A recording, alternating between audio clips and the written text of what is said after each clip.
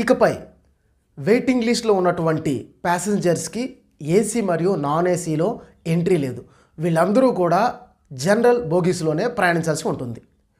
ఇప్పుడు మనకి Tatkal waiting list ఎవరైతే ఉన్నారో ఆ వెయిటింగ్ లిస్ట్లో ఉన్నటువంటి వాళ్ళు ఆన్లైన్లో చేసినప్పుడు క్యాన్సిల్ అయిపోతుంది.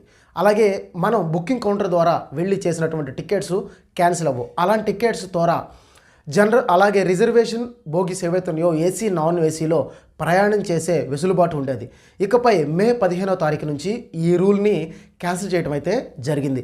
ఇకపై వెయిటింగ్ లిస్ట్లో ఉన్నటువంటి వారికి జనరల్ స్లీపర్ మరియు ఏసీలో ఎంట్రీ అనేది లేదు.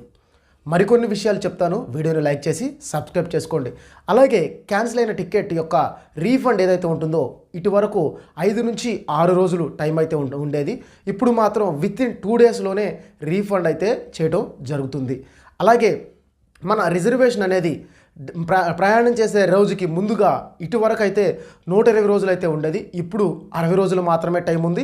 60 రోజులు ముందుగా మాత్రమే రిజర్వేషన్ చేసుకునే అవకాశం అయితే ఉంది. తత్కాల్ టైమింగ్స్: ఏసీ రిజర్వేషన్ ఉదయం 10 గంటలకి, అలాగే నాన్ ఏసీ రిజర్వేషన్ ఉదయం 11 గంటలకైతే స్టార్ట్ అవుతుంది. ఇకపై ఆన్లైన్ రిజర్వేషన్ చేసుకునే ప్రతి ఒక్కళ్ళు కూడా ప్రతిసారి రిజర్వేషన్ చేస్తున్న ప్రతిసారి కూడా 1 టైం పాస్వర్డ్ అయితే ఎంటర్ చేయాల్సి అయితే ఉంటుంది.